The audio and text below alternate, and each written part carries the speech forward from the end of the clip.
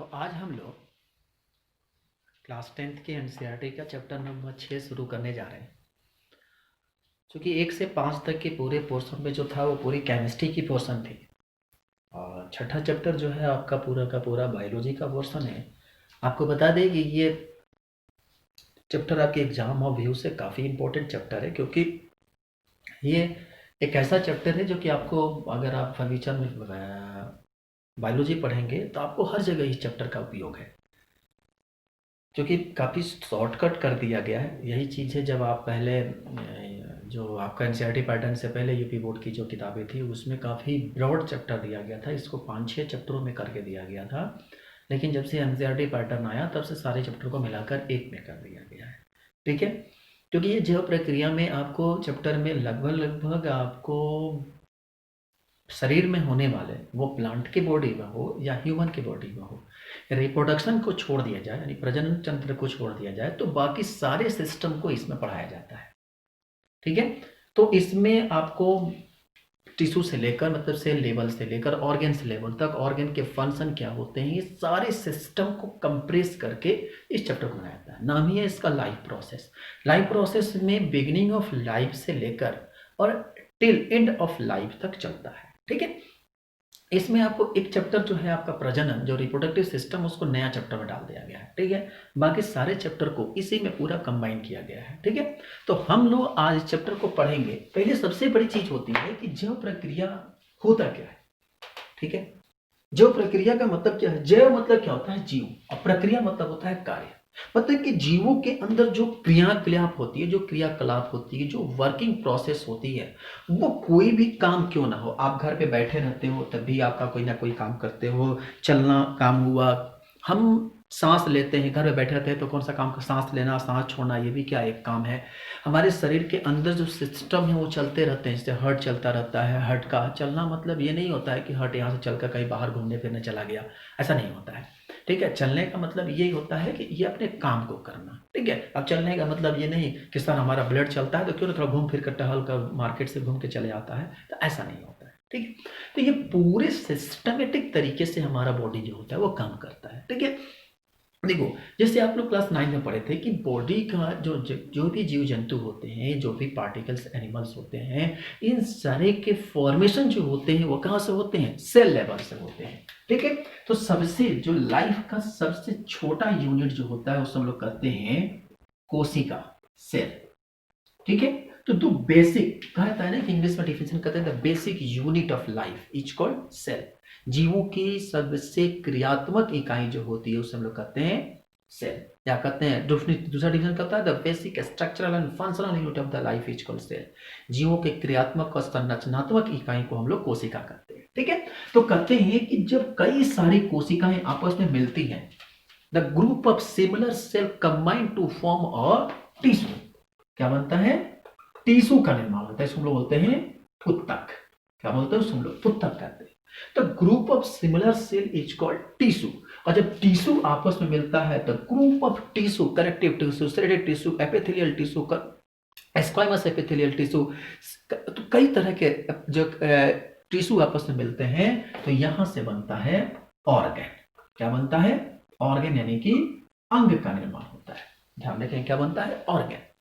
अब देखो, जो ये ऑर्गन्स होते हैं, ये ऑर्गन, ग्रुप ऑफ ऑर्गन जो होता है वह बनता है ऑर्गन सिस्टम, मतलब अंग तंत्र।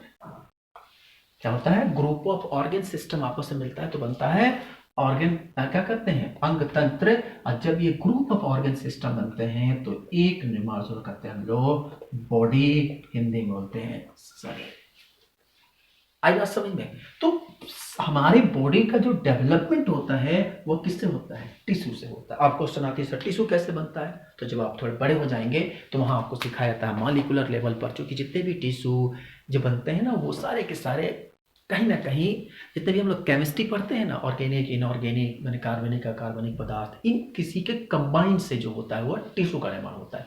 वो थोड़ा सा जब आप 11th-12th में आओगे ना तो वहां आपको सीखना है, यहाँ कुछ नहीं सीखना है, यहाँ आपको बेसिक चीजें यही सीखनी है। अब देखो, किसी भी बॉडी की जितने भी सिस्टम, कोई भी चीजें जब हमारी बॉडी में काम करता है तो उसके हर किसी चीज का काम करने का एक प्रोसेस होता है, हर चीज का एक सिस्टमेटिक तरीका होता है। ठीक है। कोई भी काम स्टेप नहीं होता है, हर चीज स्टेप फॉलो नहीं होता है। जैसे में हम लोग पढ़ते हैं कि सबसे पहले हमारा जो होता है बेसिक वर्क होता है, ठीक है। एक स्टेप होता है बेसिक वर्क। बेसिक वर्क के बाद मतलब बेसिक वर्क का मतलब होता है कि जो बेसिक नॉलेज, बेसिक नॉलेज जैसे में क्या मतलब छोटा मोटा काम जैसे हम लोग घरों पे सीखते हैं ना, क ख ग घ सीखना, ABCD सीखना, छोटी मोटी पढ़ाई, ठीक है।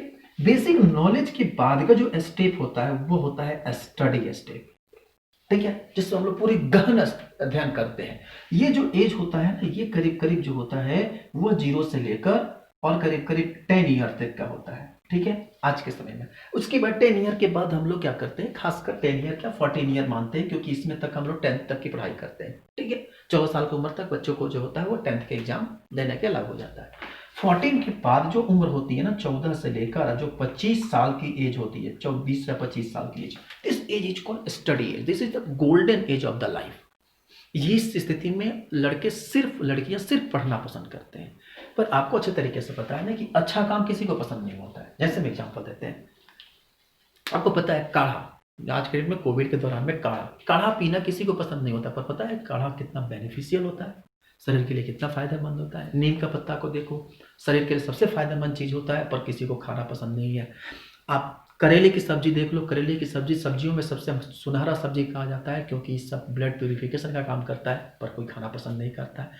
उसी तरह से कोई भी अच्छा काम जैसे सच बोलना किसी को पसंद नहीं है, पर वो बेनिफिशियल होता है। उसी से स्टडी, ये जो एज होता है ना, ये बड़ा डिफिकल्ट एज होता है। फिर इसके बाद जो आता है उसे कहते हैं हम लोग लव, प्यार, जहाँ पे लोग शादी होती है, ठीक है, जिनकी एज जो होती है वो 25 साल से लेकर 35 से 40 साल तक, ये 35 साल या 40 साल तक लोग उम्र की शादी होती है, ठीक है। और लव के बाद जो होता है वह आता है आपका क्या चीज, आपका क्या कहते हैं, आपका लव के बाद जो शादी विवाह हो जाती है, उसके बाद आप पूर्ण रूप से फैमिली का निर्माण कर लेते हैं, फैमिली वाइफ में जीने लगते हैं। तो हर चीज का क्या होता है, एक स्टेप होता है, आप ऐसे चढ़ो। लेकिन आज के मॉडर्न जमाने के बच्चे क्या हैं, मॉडर्न जमाने के इसको तो फॉलो बड़ी ईमानदारी से करते हैं, और इसी को फॉलो के दौरान क्या होता है, ये 14 साल के दौरान ही क्या करते हैं, इस स्टेप को सीधा क्या करते हैं, यहां से फान के सीधा यहां चले आते हैं। ये बीच में क्या करते हैं, स्टार्ट कर देते हैं। आपको हम बताएं कि बेटा ये स्टेप ऐसा स्टेप है कि जीवन में आपको लाइफ टाइम अचीवमेंट अवार्ड देने की टेंडेंसी रखता है।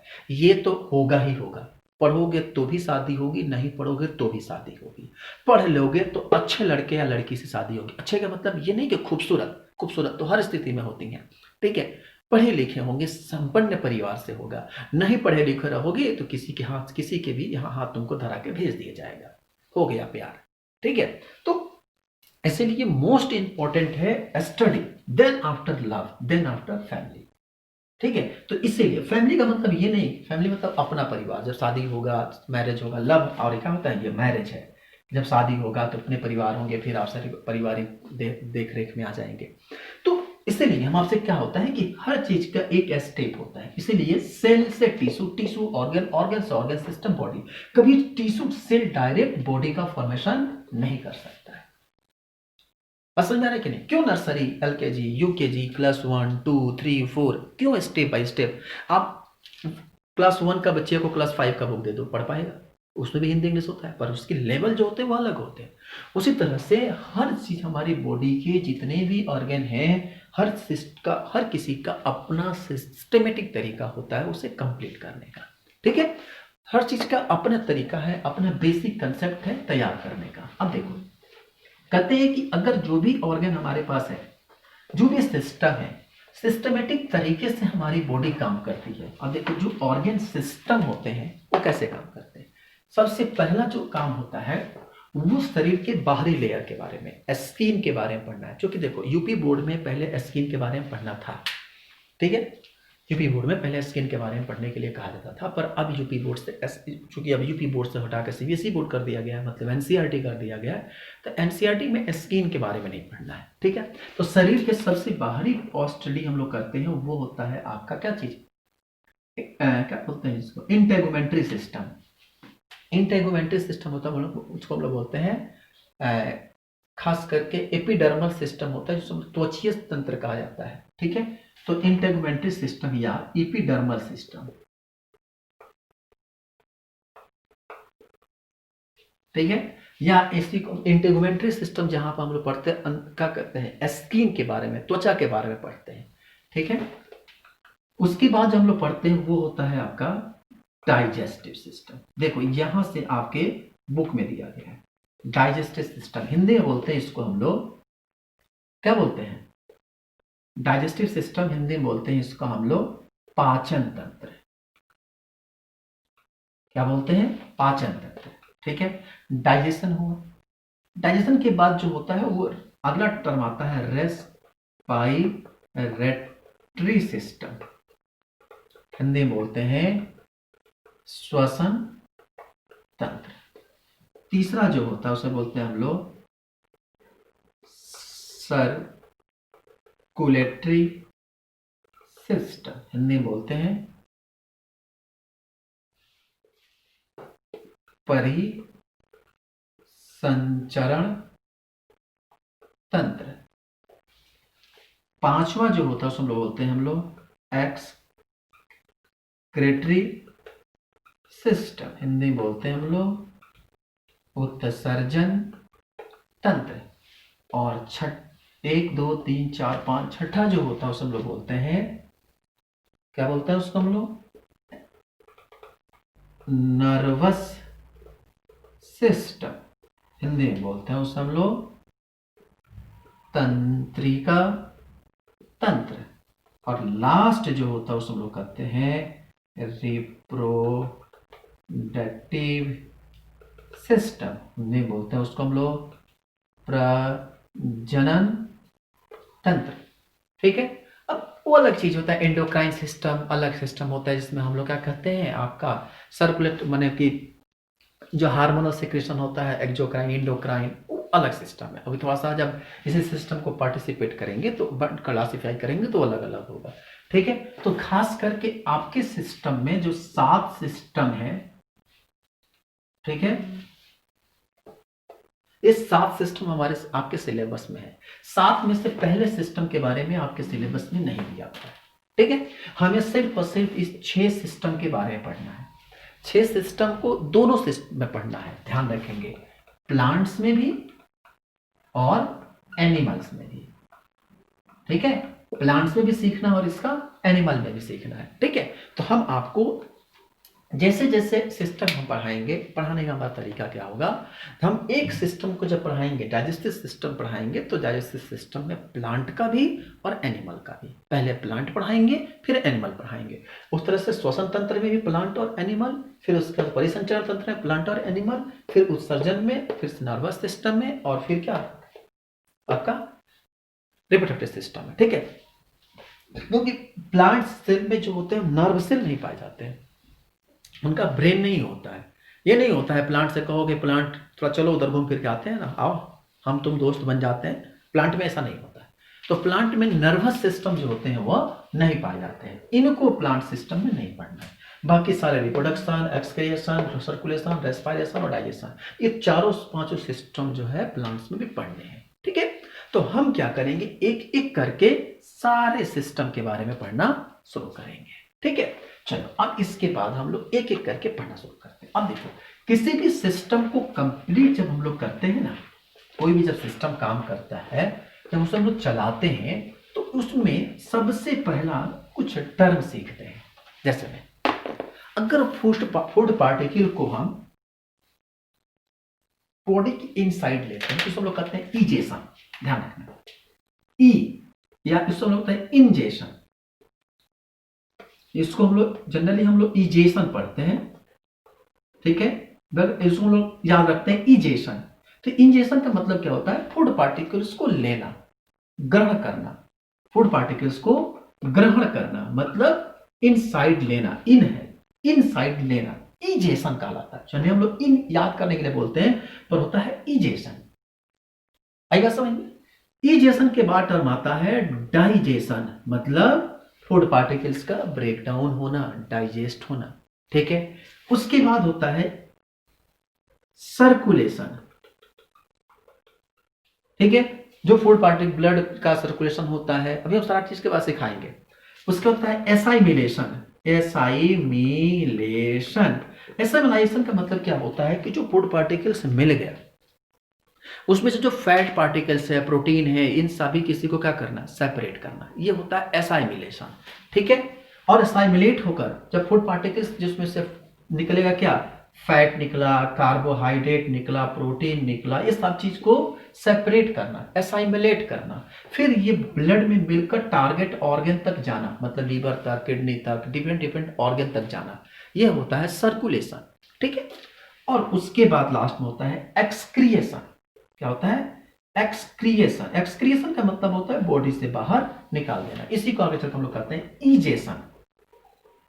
क्या बोलते हैं, इजेशन। इजेशन का मतलब होता है इजेकुलेट करना। ध्यान रखना, आई मतलब एंट्री, इन, और ई फॉर एग्जिस्ट। इजेशन से शुरू होता है और इजेशन पर शुरू कंप्लीट होता है। इसलिए हम लोग पढ़ते हैं आइजेशन, इजेशन। आइजेशन में एंट्री होता है और इजेशन में एग्जिस्ट होता है। तो फूड पार्टिकल्स को एक तरह का पूरा एक साइकिल फॉलो करना होता है।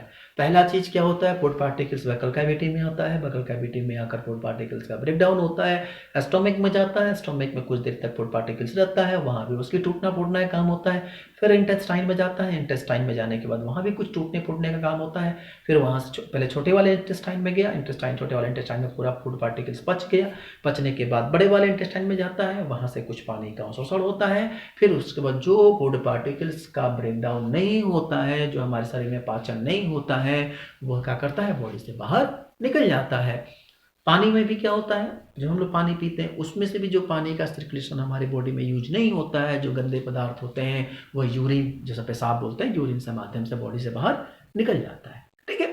तो ये सारे सिस्टम कैसे काम करते हैं, इन सिस्टम को काम करने का पैटर्न क्या होता है, कैसे इस चीज की पूरी एक सिस्टमेटिक तरीके से काम करता है, इन सब चीजों के बारे में हम एक एक करके इसमें पढ़ना शुरू करेंगे। ठीक है। हम आपको जितना एनसीईआरटी में दिया गया है उन सारे चीजों को हम कवर कर देंगे। कुछ चीजें हम नई बातें बताएंगे। नई बातें इसलिए बताने का ज्यादा हम कोशिश नहीं करेंगे क्योंकि बायोलॉजी चूंकि ऑलरेडी थोड़ा सा आप लोग के लिए डिफिकल्ट सब्जेक्ट माना जाता है, लेकिन जो बच्चे आगे चल के भविष्य में डॉक्टर बनने की कोशिश करते हैं, हम एक डॉक्टर हैं तो हमें पता है कि बायोलॉजी हम लोग काफ़ी डिफिकल्ट पढ़ते हैं, काफ़ी डीपली बायोलॉजी पढ़ते हैं। तो एक डॉक्टर होने के नाते हमें पता है कि फिजियोलॉजी का लेवल क्या होगा। तो इसीलिए आपको हम सिर्फ उतना ही सिखाएंगे जितना आपके एनसीईआरटी में दिया हुआ है। ठीक है। चलिए अब इसके बाद हम देखें अब जितने भी हमारे पास एक एक सिस्टम को देखा जाए, सिस्टम, सर्कुलेशन, एक्सक्रिएशन, देखो इसमें होता क्या है। जैसे में अगर हम थोड़े थोड़े से बात करके पहले थोड़ा सा हम आउटलाइन बता देते हैं और आउटलाइन बताने के बाद हम शुरू करते हैं कहानी की। देखो सबसे पहले चीज अगर हम बात करें, एक टर्म आता है हम लोग करते हैं पोषण। बड़ा अच्छा टर्म है। पोषण का मतलब क्या होता है कि फूड पार्टिकल्स को लेना। ठीक है। पोषण मतलब इसका समझो ना कि एक तरह से पोषक पदार्थों के बारे में बात करना। ठीक है। फूड पार्टिकल्स जितने भी हैं हमारे पास कंप्लीमेंट्री फूड पार्टिकल्स हैं। ठीक है। ये सारे फूड पार्टिकल्स के बारे में हम लोग पढ़ रहे हैं। अब देखो कहते हैं कि जितने भी फूड पार्टिकल्स हैं वो सारे के सारे फूड पार्टिकल जैसे हमारे बॉडी में एंट्री करते हैं, तो जिस तरह से हम, जैसे आप एप्पल खाते हैं तभी आप देखे होंगे जब आप कोई भी चीनी या कोई भी बिस्किट लेते हो तो उसमें जो पीछे देखोगे तो उसमें लिखा रहता है कार्बोहाइड्रेट इतना, फैट, प्रोटीन इतना, क्या कहते हैं, विटामिन इतना, सारा सॉल्ट का कंपोजिशन लिखा रहता है उसमें। तो आप पूछोगे कि ये बताइए यार बिस्किट तो खाते हैं पर इसमें कार्बोहाइड्रेट कहाँ दिखता है। कभी तोड़ के बिस्किट तोड़ते हैं, देखते हैं उसमें कार्बोहाइड्रेट किधर है, फैट किधर है, कोलेस्ट्रॉल किधर है, दिखता तो है नहीं। तो ये चीजें दिखता क्यों नहीं है, क्योंकि ये सभी चीजों से मिलाकर इसको बनाया गया है। ठीक है। और जब ये बना लिया गया, सबको मिलाकर बना दिया गया, बनाने के बाद जब पेट में जब जाता है, ठीक है, तो हमारे बॉडी में क्या होता है कि हर चीज को तोड़ने के लिए जैसे हम एक एग्जांपल देते हैं, चीनी को जब शरबत बनाते हैं तो चीनी को हाथ में से रगड़ कर शरबत तो बनाते नहीं है, चीनी को पानी में डालते हैं या चीनी को दूध में डालते हैं, ठीक है, तब जाकर उसको मिलाते हैं तो चीनी जो है टूट टूट के उसमें घुल जाता है, घुलता है। तो मतलब कि चीनी को घुलाने के लिए या तो दूध यूज करते हैं या तो पानी यूज करते हैं, तब जाकर वो घुलता है, ठीक है। आपको ये मत कहना सर पेट्रोल यूज करते हैं, थप्पड़ खींच के मारेगा, नालायक, पेट्रोल और चीनी नहीं घुलता है। किसी किसी की गाड़ी की साइलेंसर खराब कर देनी होती है, आपको बता दें, पहले के ज़माने में हम लोग छोटे हुआ करते थे तो गाड़ी की में जो टंकी में हम लोग क्या करते थे, चीनी डाल देते थे। जब गाड़ी वाली बड़ी वाली गाड़ी होती है ना, ट्रैक्टर या जो सब चीज़ें होते हैं, तो उसमें जो है ढक्कन पहले चाबी नहीं होता था, ऐसे खोल के उसमें डाल दो, ठीक है, या पंपी सेंट होता था तो उसमें हम लोग चीनी डाल देते थे। चीनी जो है वो पेट्रोल या डीजल में घुलता नहीं है, पानी में घुल जाएगा पर पेट्रोल और डीजल में नहीं घुलता है, ठीक है। तो वो जाकर क्या करता है, उसके सिस्टम में जाकर फंस जाता है, जिसके चलते वो उनकी इंजन में काफ़ी प्रॉब्लम आती है, ठीक है। तो ये चीनी और जो है पानी में घुल जाना, तो पानी में घुलाते हैं कभी ऐसा, अब उसके मीठा तब न जाकर चीनी जो होता है वो, पानी जो होता है मीठा होता है या दूध मीठा लगता है, ठीक। उसी तरह से जब हम लोग खाते हैं ना, जैसे एप्पल खाए या रोटी खाए, चावल खाए, जो भी खाते हैं, तो पहले मुंह में क्या होता है, वो टूटता है, जो लार होता है ना वो टूटता है, उसको लार को आपस में मिलाकर उसको एकदम गुलदली बना देता है, मतलब उसको एकदम लेई जैसे बना देता है। क्यों लेई से बनाता है, क्योंकि मुंह तो हमारा टोकरी भर का बड़ा सा है, ठीक है, लेकिन मुंह के अंदर जो फूड पार्टिकल्स जब जाता है तो वो जो है सॉलिड स्टेट में फूड पार्टिकल्स होता है अथवा लिक्विड में रहता है।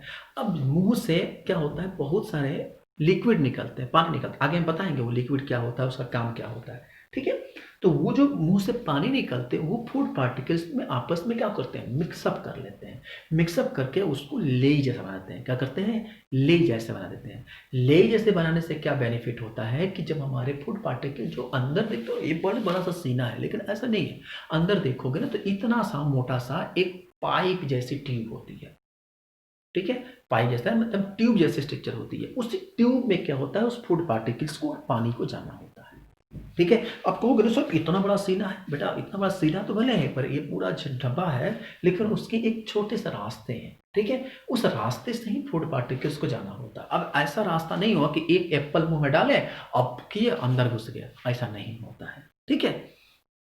आई बात समझ में ना, ये सिर्फ जानवरों में होता है। सब देखो कि मेढक हुआ, मुंह बड़का सा भाता है, एक कीड़ा को मुंह में ले लेता है और वो सीधा पेट में भेज देता है। उन लोगों में ये सिस्टम अवेलेबल है क्योंकि उनकी जो नली होती है ना वो थोड़ा सा फ्लेक्सिबल होती है, किंतु लेकिन परंतु हम लोग का नहीं होता, ऐसा कभी नहीं होता। एक बड़ा सा मुंह बाय, एक रोटी लिए, मुंह में पेट में चला गया, जाओ पेट में आराम से टुकु टुकु टुकु टुकु करके कूटते रहना, ऐसा नहीं होता है, ठीक है।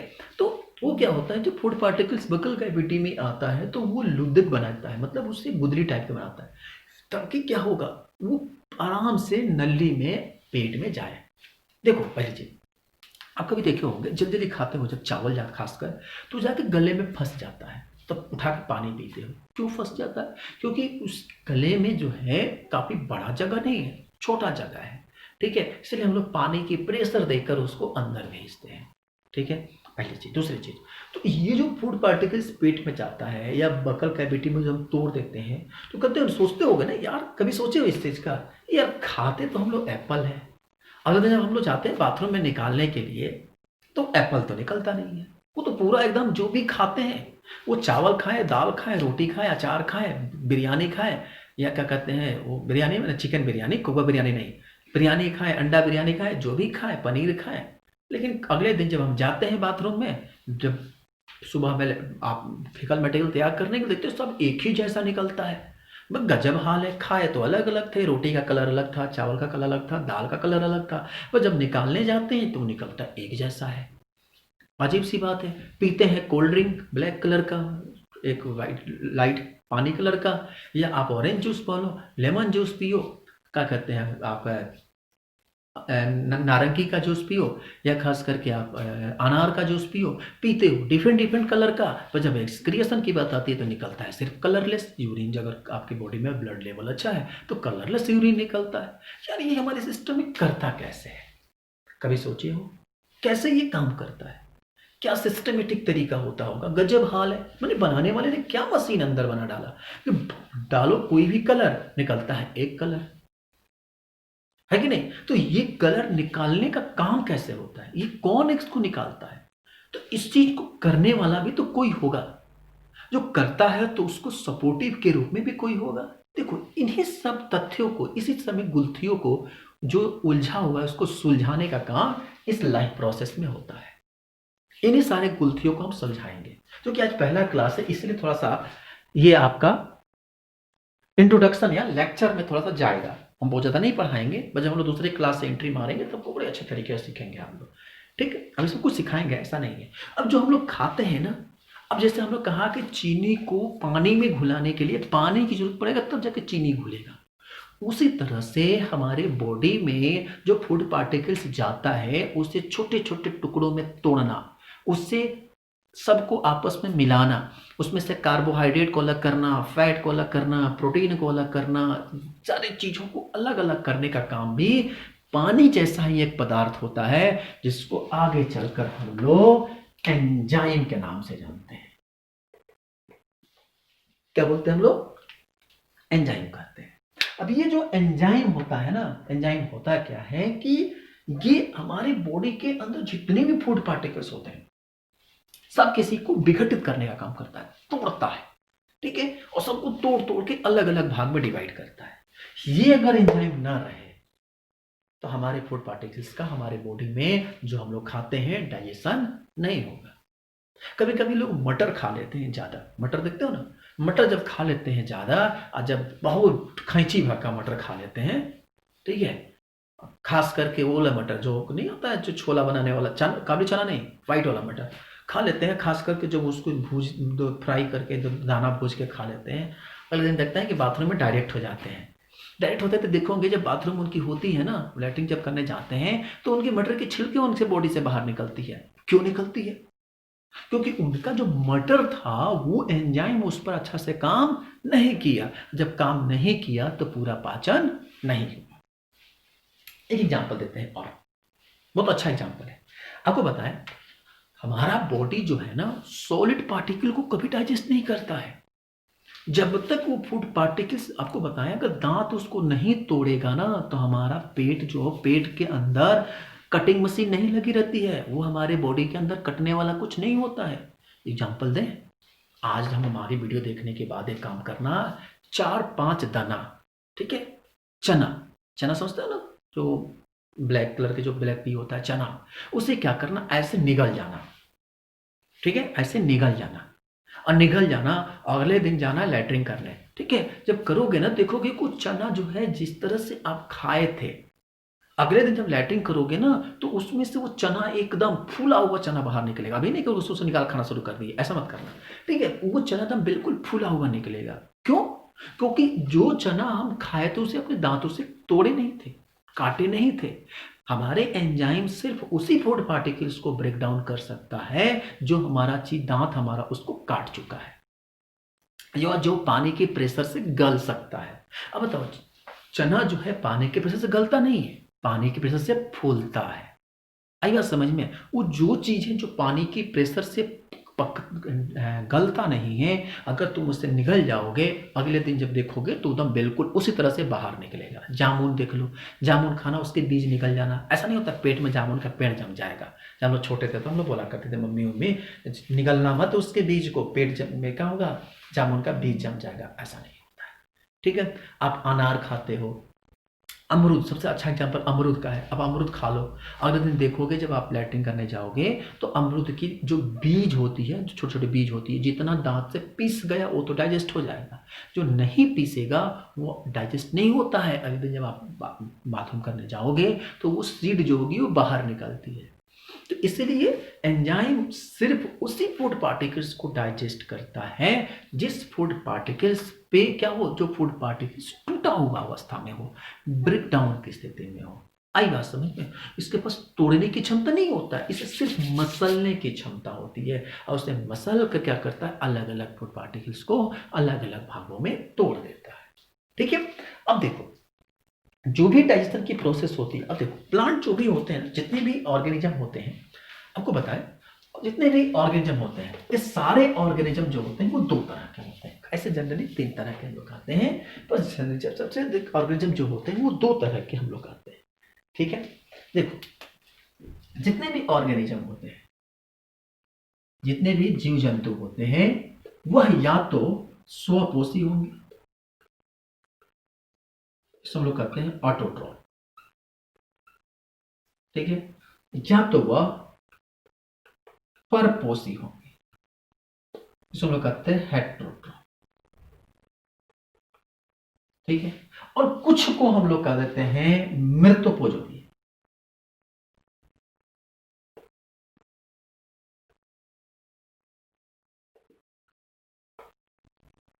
मृतोपयोगी या मृतोपजीवी, मतलब इसको बोलते हैं हम लोग, क्या बोलते हैं इसको हम लोग, मृतोपजीवी को इंग्लिश में क्या बोलते हैं?